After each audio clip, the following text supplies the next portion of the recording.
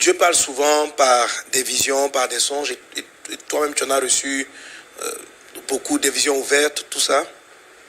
Est-ce que tu peux nous dire quelque chose un peu sur l'interprétation des songes et des visions? Parce que tous les songes qu'on reçoit ne sont pas forcément d'abord de Dieu.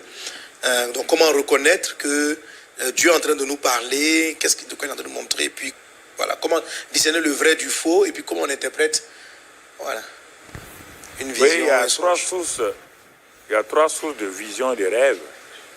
Il y a Dieu lui-même. Ensuite, il y a Satan, le monde démoniaque. Et troisièmement, il y a nos propres pensées. La Bible dit que dans Ecclésiaste, que celui qui a faim va rêver qu'il mange. Oui. Celui qui aime une fille va rêver qu'il est en train de se marier à cette fille-là devant le pasteur Mohamed. C'est un simple rêve qui vient de son cœur. Vous comprenez? Ça, c'est le premier niveau, les rêves humains. Tous les hommes rêvent. Tous les hommes rêvent. Et quand vous ne rêvez pas, vous êtes en danger. Deuxième niveau, c'est les rêves et les songes qui viennent de Satan. Quand ils viennent de Satan, ça semble être bien. Mais, quand vous regardez, ça ne correspond pas avec la parole, ni écrite, ni la parole même parlée de façon générale. Mais elle promet des choses. Dans ce songe-là, il y a des grandes choses qui sont promises. Mais quand tu regardes attentivement la provenance, tu n'as pas de paix. Mais beaucoup de gens veulent ces rêves-là, ces songes-là. Et d'abord, il y a une différence entre rêve et songe. Oui. Le rêve est direct. Quand tu te lèves, tu comprends quelque chose qui va se passer. Le songe est énigmatique. On doit interpréter les songes. On n'interprète pas les rêves. Les rêves, Dieu t'a averti. Il dit, il nous avertit par les rêves. Il nous avertit et tu te lèves, toi-même, tu comprends que tu es en danger. Mais le songe, comme le songe de Pharaon, comme le songe de Nebuchadnezzar, il faut un homme qui a le discernement, qui a la compréhension, qui peut décoder le songe-là pour le mettre comme Daniel. Daniel, il avait cette capacité de prendre les songes des gens et de les décoder pour les rendre normales. Donc, vous comprenez? Donc, c'est pourquoi, quand on regarde ça, l'interprétation des songes vient toujours de Dieu. Si vous vous amusez à prendre simplement, il y a des documents, il y a des livres sur l'interprétation des rêves. Il y en a plein dans le monde là. Dans le monde astrologique, dans le monde quoi là, il y a plein de livres qui interprètent des rêves et les songes. Et si vous vous basez sur ça, ou bien les interprétations de votre coutume, de votre village, vous allez avoir des problèmes. Vous allez avoir des grands problèmes. Mais il y a des rêves, quand ils sont donnés, quand tu te lèves, toi-même tu sais que tu as des problèmes. J'ai eu des rêves où je devais être attaqué.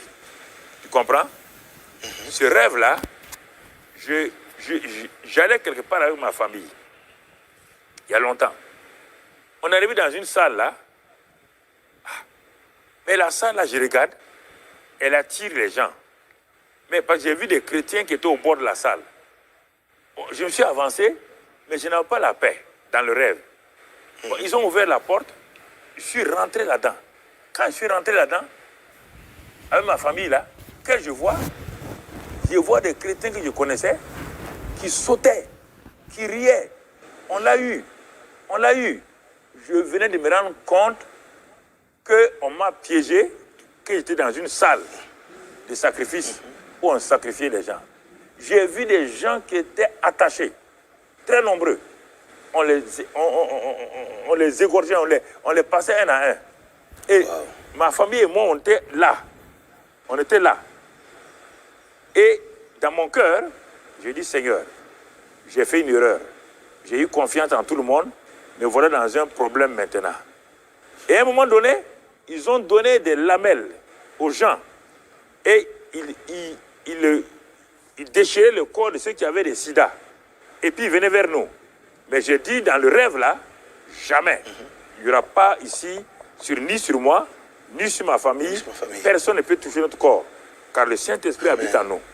Bon, vous voyez, dans le rêve, j'ai été piégé parce que j'ai cru aux chrétiens. Or, c'était des chrétiens qui n'étaient pas de vrais chrétiens. Maintenant, j'étais comme piégé. Et brusquement, il y a une voix qui me dit, regarde le mur qui est là. Je regarde le mur. Il dit, regarde ce mur-là. C'est par ce mur-là que votre délivrance va venir. Brusquement, je vois le mur qui s'ouvre. Et je m'en vais. Dans ce mur-là, je vois les démons qui étaient arrêtés, qui voulaient m'empêcher de sortir. Mais la voix me dit, mais tu as mon autorité, exerce l'autorité. Quand j'ai commencé à parler au nom de Christ Jésus, la puissance du sang, les démons reculaient. Les démons reculaient. Je suis arrivé devant la porte pour sortir. Pour sortir, mon frère. La porte était blindée. C'était une porte codifiée. On ne peut pas l'ouvrir. J'ai ordonné à un démon, au nom de Christ Jésus, d'ouvrir cette porte-là. Il m'a dit, touche ici. Touche. Le démon avait peur. Touche là. Quand j'ai touché, une porte aussi épaisse, au moins 30-40 cm d'épaisseur, lourde. Elle s'est tournée, une porte automatique. Elle s'est ouverte et on est sorti. Wow. Quand on est sorti, j'ai crié, libéré, libéré, libéré. Écoutez, quand je me suis réveillé, je savais que je vais traverser un moment difficile. Et ça, c'est arrivé. Le moment difficile est venu sur moi. Ça n'a pas duré, hein. Je savais ça. Pendant 1 an et demi, les frères qui étaient là, des gens avec qui j'ai fait confiance, ont commencé à poser des pièges. Parfois, j'attrape ma tête. Comment je vais m'en sortir? Mais quand je vois le rêve là, je sais que, puisque je suis sorti, je suis sorti de ça. Et plusieurs fois, tu ne m'as parlé pas des rêves, mais aussi il m'a parlé pas des songes. Par exemple, écoutez, avant qu'on aille en France, pour la réunion de Mulhouse, où le Covid est venu entrer et dans cette réunion de jeûne et prière, nous étions en jeûne et prière. Et le Covid est venu rentrer dans ça. Mais avant d'aller, ma femme n'avait pas la paix. Deuxièmement, il y a eu un songe. Dans ce songe-là, donc, qui a été révélé, il y avait une grande foule de chrétiens qui étaient assis quelque part. Ils étaient tous tristes, tenaient leur menton. Mais quelqu'un veut les demander, pourquoi vous êtes tristes comme ça? C'est des milliers de chrétiens. Il y a un qui a répondu, c'est le pasteur Karambiri. Bon, on nous a dit qu'il est mort, mais il est quelque part dans un endroit là, et c'est pourquoi nous tous on est tristes ici. Bon, ils sont assis, ils attendent. Ils ne prient même pas, hein. Ils sont tellement découragés. Et en ce moment-là, au moment où ils ne s'attendaient pas, brusquement, un ange est sorti avec moi. D'un endroit très profond. L'ange est sorti et il m'a mené. Quand les chrétiens ont vu, ils ont dit, ah, il est vivant, il est vivant. Ils ont commencé à crier. Alléluia. Et devant la foule là, il y avait une estrade.